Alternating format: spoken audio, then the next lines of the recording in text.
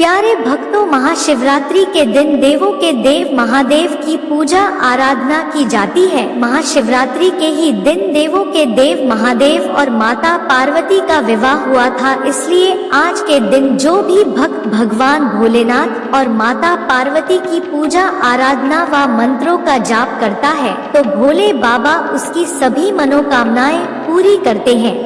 प्रिय भक्तों, आज इस पावन अवसर पर हम आपको देवों के देव महादेव का एक ऐसा चमत्कारिक मंत्र बताएंगे जिस मंत्र के जाप से आपको महादेव की अथाह कृपा प्राप्त होगी। साथ ही इस मंत्र के जाप से व्यक्ति को मानसिक शांति का भी अनुभव होता है, इससे व्यक्ति का तनाव भी कम होता है। प्रिय भक्तों, शिव मंत्र का जाप करने से बुराइयों से मुक्ति मिलती है। इससे भक्त के मन में प्रेम, दया और करुणा का भाव उत्पन्न होता है। तो प्यारे भक्तों, आइए देवों के देव महादेव के इस मंत्र को अपने मोबाइल पर पूरा ध्यान लगाकर सच्चे मन से पूरा 108 बार सुन लेते हैं। लेकिन उससे पहले सभी भक्तों से एक छोटा सा निवेदन है कि अगर वीडियो पसंद आए तो वीडियो को दिल से एक लाइक अवश्य करें और आगे भी इसी तरह के वीडियो देखने के लिए हमारे चैनल ओम मंत्र को सब्सक्राइब करके कमेंट में ओम नमः शिवाय लिखना बिल्कुल ना भूले। तो प्रिय भक्तों, मंत्र है ओम त्र्यंबकं यजामहे सुगंधिं पुष्टिवर्धनम् उर्वारुकमिव बन्धनान् मृत्युर्मूर्च्छियमामृतात्। ॐ त्र्यंबकं यजामहे सुगंधिं पुष्टिवर्धनम् उर्वारुकमिव बन्धनान् मृत्युर्मूर्च्छियमामृतात्। ॐ त्र्यंबकं यजामहे सुगंधिं पुष्टिवर्धनम् उर्वारुकमिव बन्धनान् मृत्युर्मूर्च्छियमामृतात्। ॐ त्र्यंबकं यजामहे सुगंधिं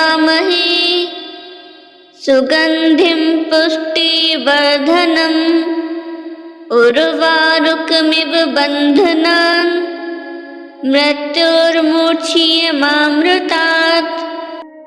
ॐ त्र्यंबकं यजामहे सुगंधिं पुष्टिवर्धनम् उर्वारुकमिव बन्धनान् मृत्युर्मूर्च्छियमामृतात्।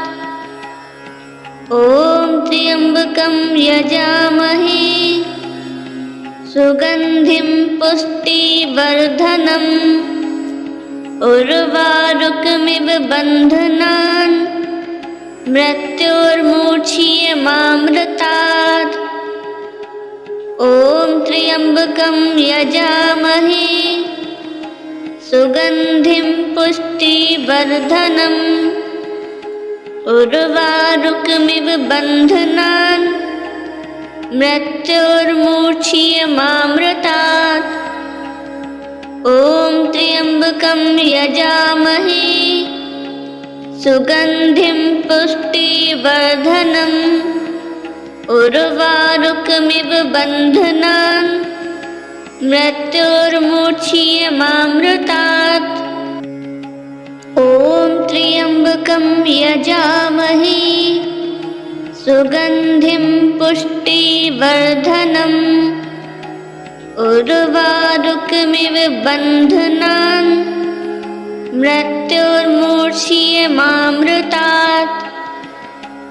ॐ त्र्यंबकं यजामहे सुगंधिं पुष्टिवर्धनम् उर्वारुकमिव बन्धनान् मृत्युर्मूर्च्छियमामृतात्। ॐ त्र्यंबकं यजामहे सुगंधिं पुष्टिवर्धनम् उर्वारुकमिव बन्धनान् मृत्योर्मुक्षीयमामृतात्। ॐ त्र्यम्बकं यजामहे सुगन्धिं पुष्टिवर्धनम् उर्वारुकमिव बन्धनान् मृत्योर्मुक्षीयमामृतात्।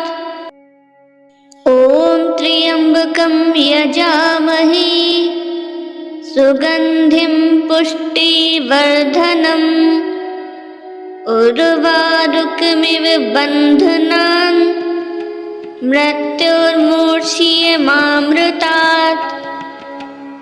ॐ त्र्यम्बकं यजामहे सुगन्धिं पुष्टिवर्धनम् उर्वारुकमिव बन्धनान् मृत्योर्मुक्षीयमामृतात्।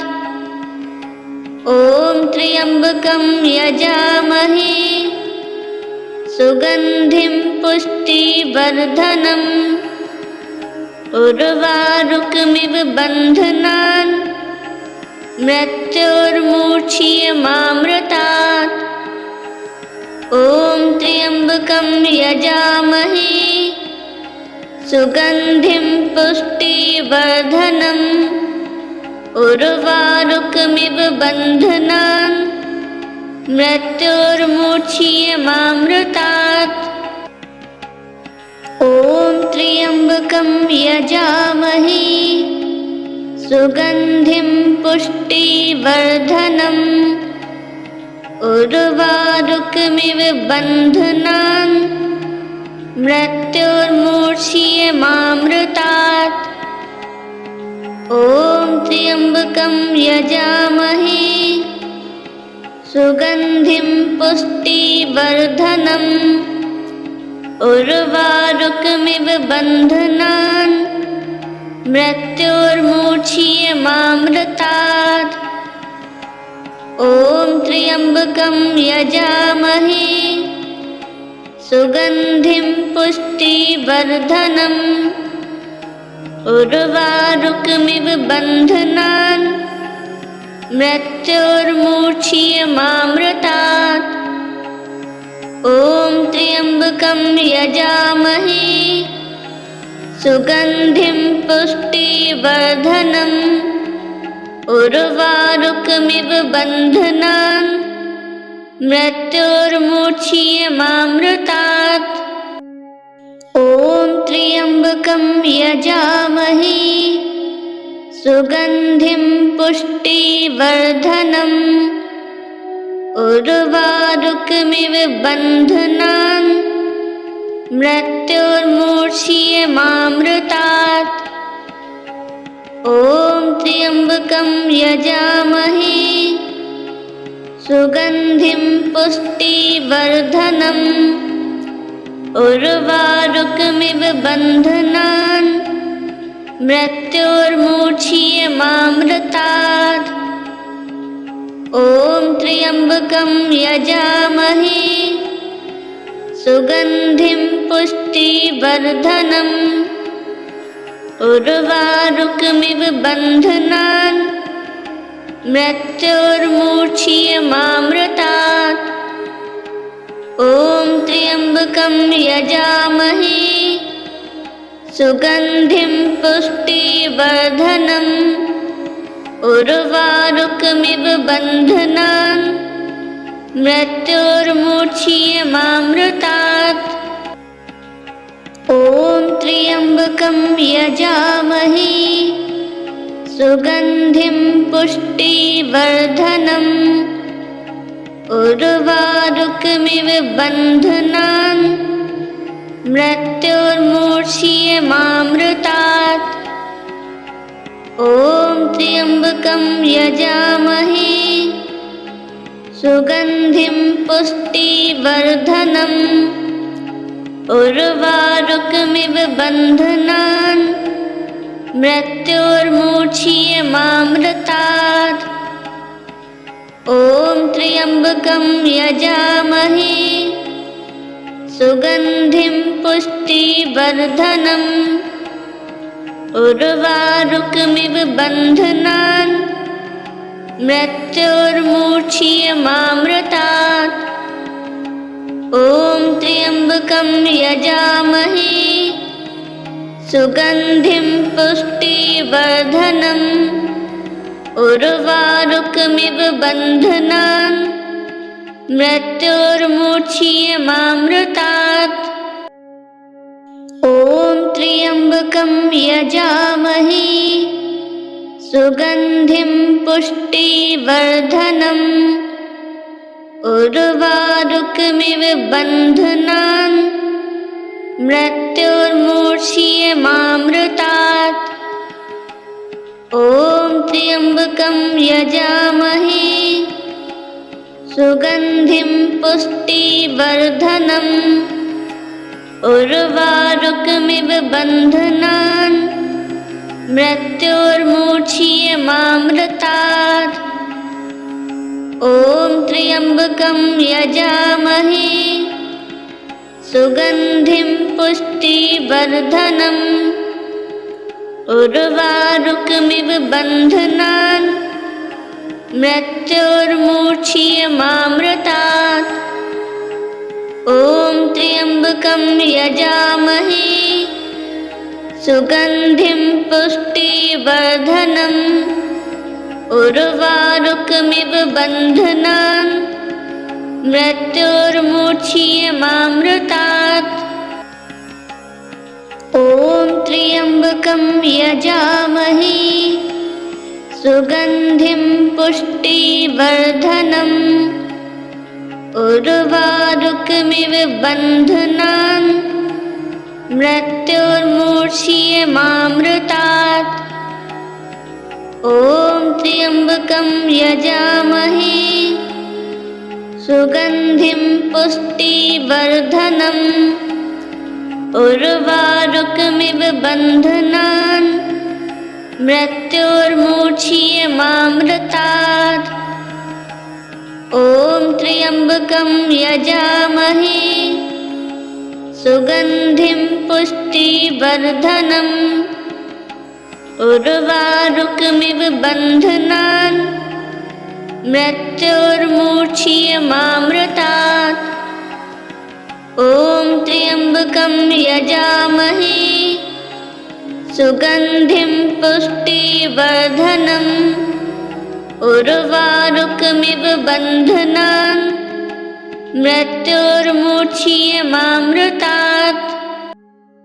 ॐ त्र्यम्बकं यजामहे सुगन्धिं पुष्टिवर्धनम् उर्वारुकमिव बन्धनान् मृत्योर्मुक्षीयमामृतात्।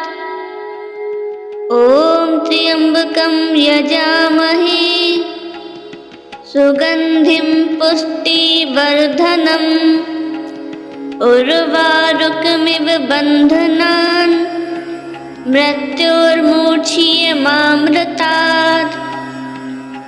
ॐ त्र्यम्बकं यजामहे सुगन्धिं पुष्टिवर्धनम् उर्वारुकमिव बन्धनान् मृत्योर्मुक्षीयमामृतात्।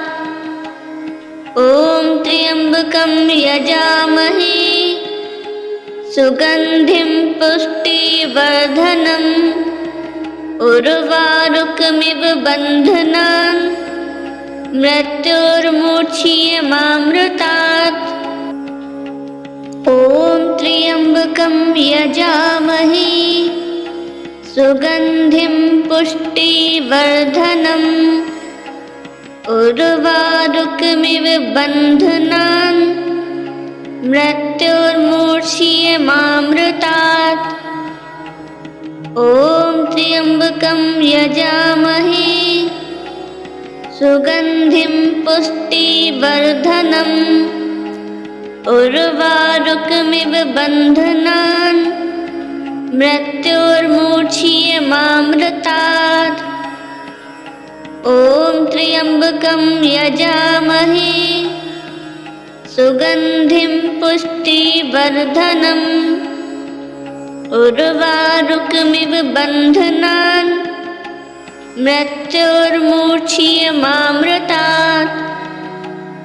ॐ त्र्यम्बकं यजामहे सुगन्धिं पुष्टिवर्धनम् उर्वारुकमिव बन्धनान् मृत्योर्मुक्षीयमामृतात्।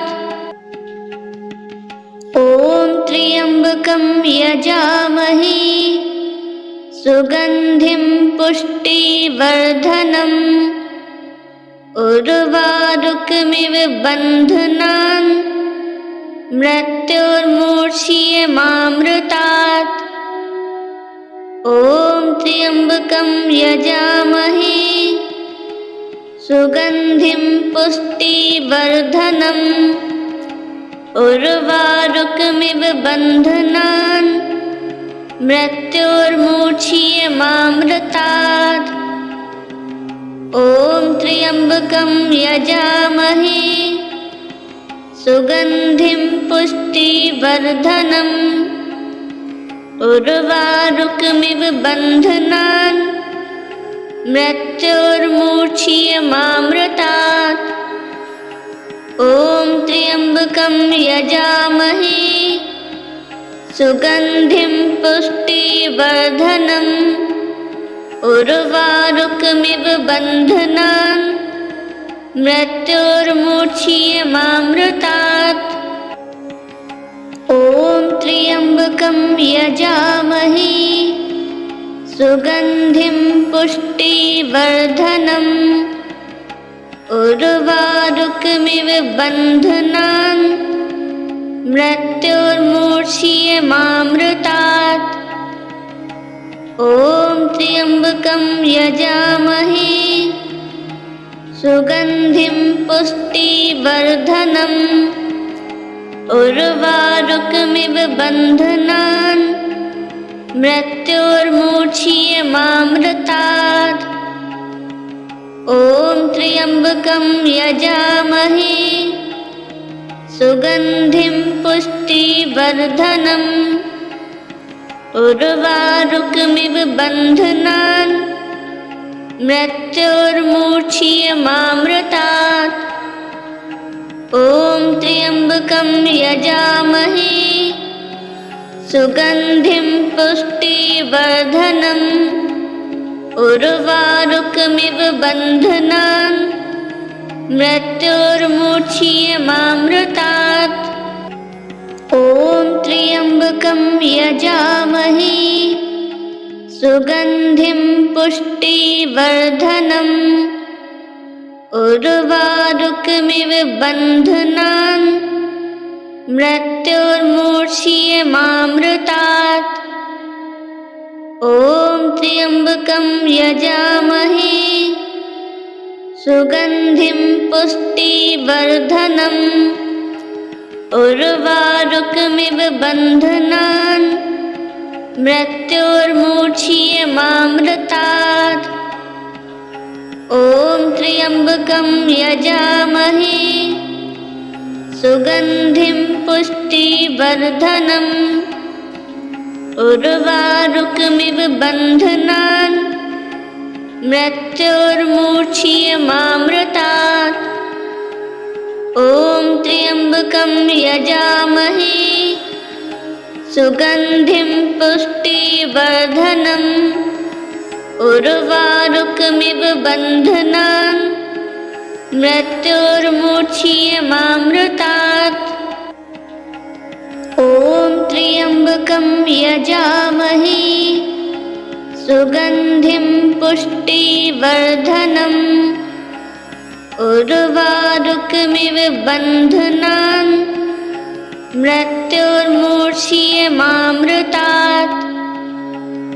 ॐ त्र्यम्बकं यजामहे सुगन्धिं पुष्टिवर्धनम् उर्वारुकमिव बन्धनान् मृत्योर्मुक्षीयमामृतात्। ॐ त्र्यम्बकं यजामहे सुगन्धिं पुष्टिवर्धनम् उर्वारुकमिव बन्धनान् मृत्योर्मुक्षीयमामृतात्। ॐ त्र्यम्बकं यजामहे सुगन्धिं पुष्टिवर्धनम् उर्वारुकमिव बन्धनान् मृत्योर्मुक्षीयमामृतात्। ॐ त्र्यम्बकं यजामहे सुगन्धिं पुष्टिवर्धनम् उर्वारुकमिव बन्धनान् मृत्योर्मुक्षीयमामृतात्। ॐ त्र्यम्बकं यजामहे सुगन्धिं पुष्टिवर्धनम् उर्वारुकमिव बन्धनान् मृत्योर्मुक्षीयमामृतात्। ॐ त्र्यम्बकं यजामहे सुगन्धिं पुष्टिवर्धनम् उर्वारुकमिव बन्धनान् मृत्योर्मुक्षीयमामृतात्। ॐ त्र्यम्बकं यजामहे सुगन्धिं पुष्टिवर्धनम् उर्वारुकमिव बन्धनान् मृत्योर्मुक्षीयमामृतात्। ॐ त्र्यम्बकं यजामहे सुगन्धिं पुष्टिवर्धनम् उर्वारुकमिव बन्धनान् मृत्योर्मुक्षीयमामृतात्। ॐ त्र्यम्बकं यजामहे सुगन्धिं पुष्टिवर्धनम् उर्वारुकमिव बन्धनान् मृत्योर्मुक्षीयमामृतात्। ॐ त्र्यम्बकं यजामहे सुगन्धिं पुष्टिवर्धनम् उर्वारुकमिव बन्धनान् मृत्योर्मुक्षीयमामृतात्। ॐ त्र्यम्बकं यजामहे सुगन्धिं पुष्टिवर्धनम् उर्वारुकमिव बन्धनान् मृत्योर्मुक्षीयमामृतात्। ॐ त्र्यम्बकं यजामहे सुगन्धिं पुष्टिवर्धनम् उर्वारुकमिव बन्धनान् मृत्योर्मुक्षीयमामृतात्। ॐ त्र्यम्बकं यजामहे सुगन्धिं पुष्टिवर्धनम् उर्वारुकमिव बन्धनान् मृत्योर्मुक्षीयमामृतात्। ॐ त्र्यम्बकं यजामहे सुगन्धिं पुष्टिवर्धनम् उर्वारुकमिव बन्धनान् मृत्योर्मुक्षीयमामृतात्। ॐ त्र्यम्बकं यजामहे सुगन्धिं पुष्टिवर्धनम् उर्वारुकमिव बन्धनान् मृत्योर्मुक्षीयमामृतात्।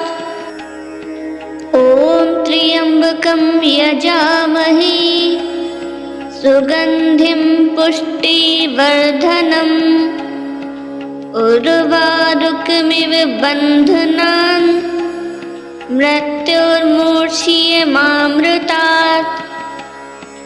ॐ त्र्यम्बकं यजामहे सुगन्धिं पुष्टिवर्धनम् उर्वारुकमिव बन्धनान् मृत्योर्मुक्षीयमामृतात्। ॐ त्र्यम्बकं यजामहे सुगन्धिं पुष्टिवर्धनम् उर्वारुकमिव बन्धनान् मृत्योर्मूर्च्छियमामृतात्। ॐ त्र्यम्बकं यजामहे सुगन्धिं पुष्टिवर्धनम् उर्वारुकमिव बन्धनान् मृत्योर्मूर्च्छियमामृतात्। ॐ त्र्यम्बकं यजामहे सुगन्धिं पुष्टिवर्धनम् उर्वारुकमिव बन्धनान् मृत्योर्मूर्च्छियमामृतात्। ॐ त्र्यम्बकं यजामहे सुगन्धिं पुष्टिवर्धनम् उर्वारुकमिव बन्धनान् मृत्योर्मूर्च्छियमामृतात्। ॐ त्र्यम्बकं यजामहे सुगन्धिं पुष्टिवर्धनम् उर्वारुकमिव बन्धनान् मृत्योर्मूर्च्छियमामृतात्। ॐ त्र्यम्बकं यजामहे सुगन्धिं पुष्टिवर्धनम् उर्वारुकमिव बन्धनान् मृत्योर्मूर्च्छियमामृतात्। ॐ त्र्यम्बकं यजामहे सुगन्धिं पुष्टिवर्धनम् उर्वारुकमिव बन्धनान् मृत्योर्मूर्च्छियमामृतात्। ॐ त्र्यम्बकं यजामहे सुगन्धिं पुष्टिवर्धनम् उर्वारुकमिव बन्धनान् मृत्योर्मूर्च्छियमामृतात्। ॐ त्र्यम्बकं यजामहे सुगन्धिं पुष्टिवर्धनम् उर्वारुकमिव बन्धनान् मृत्योर्मूर्च्छियमामृतात्। ॐ त्र्यम्बकं यजामहे सुगन्धिं पुष्टिवर्धनम् उर्वारुकमिव बन्धनान् मृत्योर्मूर्च्छियमामृतात्।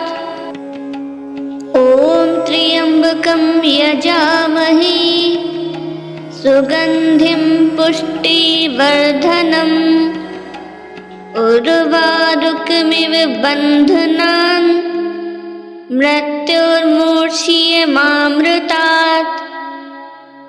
ॐ त्र्यम्बकं यजामहे सुगन्धिं पुष्टिवर्धनम् उर्वारुकमिव बन्धनान् मृत्योर्मूर्च्छियमामृतात्। ॐ त्र्यम्बकं यजामहे सुगन्धिं पुष्टिवर्धनम् उर्वारुकमिव बन्धनान् मृत्योर्मूर्च्छियमामृतात्। ॐ त्र्यम्बकं यजामहे सुगन्धिं पुष्टिवर्धनम् उर्वारुकमिव बन्धनान् मृत्योर्मूर्च्छियमामृतात्। ॐ त्र्यम्बकं यजामहे सुगन्धिं पुष्टिवर्धनम् उर्वारुकमिव बन्धनान् मृत्योर्मूर्च्छियमामृतात्। ॐ त्र्यम्बकं यजामहे सुगन्धिं पुष्टिवर्धनम् उर्वारुकमिव बन्धनान् मृत्योर्मूर्च्छियमामृतात्। ॐ त्र्यम्बकं यजामहे सुगन्धिं पुष्टिवर्धनम् उर्वारुकमिव बन्धनान् मृत्योर्मूर्च्छियमामृतात्। ॐ त्र्यम्बकं यजामहे सुगन्धिं पुष्टिवर्धनम् उर्वारुकमिव बन्धनान् मृत्योर्मूर्च्छियमामृतात्। ॐ त्र्यम्बकं यजामहे सुगन्धिं पुष्टिवर्धनम् उर्वारुकमिव बन्धनान् मृत्योर्मूर्च्छियमामृतात्। ॐ त्र्यम्बकं यजामहे सुगन्धिं पुष्टिवर्धनम् उर्वारुकमिव बन्धनान् मृत्योर्मूर्च्छियमामृतात्। ॐ त्र्यम्बकं यजामहे सुगन्धिं पुष्टिवर्धनम् उर्वारुकमिव बन्धनान् मृत्योर्मूर्च्छियमामृतात्। ॐ त्र्यम्बकं यजामहे सुगन्धिं पुष्टिवर्धनम् उर्वारुकमिव बन्धनान् मृत्योर्मूर्च्छियमामृतात्। ॐ त्र्यम्बकं यजामहे सुगन्धिं पुष्टिवर्धनम् उर्वारुकमिव बन्धनान् मृत्योर्मूर्च्छियमामृतात्। ॐ त्र्यम्बकं यजामहे सुगन्धिं पुष्टिवर्धनम् उर्वारुकमिव बन्धनान् मृत्योर्मूर्च्छियमामृतात्। ॐ त्र्यम्बकं यजामहे सुगन्धिं पुष्टिवर्धनम् उर्वारुकमिव बन्धनान् मृत्योर्मूर्च्छियमामृतात्। ॐ त्र्यम्बकं यजामहे सुगन्धिं पुष्टिवर्धनम् उर्वारुकमिव बन्धनान् मृत्योर्मूर्च्छियमामृतात्। ॐ त्र्यम्बकं यजामहे सुगन्धिं पुष्टिवर्धनम् उर्वारुकमिव बन्धनान् मृत्योर्मूर्च्छियमामृतात्। ॐ त्र्यम्बकं यजामहे सुगन्धिं पुष्टिवर्धनम् उर्वारुकमिव बन्धनान् मृत्योर्मूर्च्छियमामृतात्। ॐ त्र्यम्बकं यजामहे सुगन्धिं पुष्टिवर्धनम् उर्वारुकमिव बन्धनान् मृत्योर्मूर्च्छियमामृतात्। ॐ त्र्यम्बकं यजामहे सुगन्धिं पुष्टिवर्धनम् उर्वारुकमिव बन्धनान् मृत्योर्मूर्च्छियमामृतात्। ॐ त्र्यम्बकं यजामहे सुगन्धिं पुष्टिवर्धनम् उर्वारुकमिव बन्धनान् मृत्योर्मूर्च्छियमामृतात्। ॐ त्र्यम्बकं यजामहे सुगन्धिं पुष्टिवर्धनम् उर्वारुकमिव बन्धनान् मृत्योर्मूर्च्छियमामृतात्। ॐ त्र्यम्बकं यजामहे सुगन्धिं पुष्टिवर्धनम् उर्वारुकमिव बन्धनान् मृत्योर्मुक्षीयमामृतात्। ॐ त्र्यम्बकं यजामहे सुगन्धिं पुष्टिवर्धनम् उर्वारुकमिव बन्धनान् मृत्योर्मुक्षीयमामृतात्।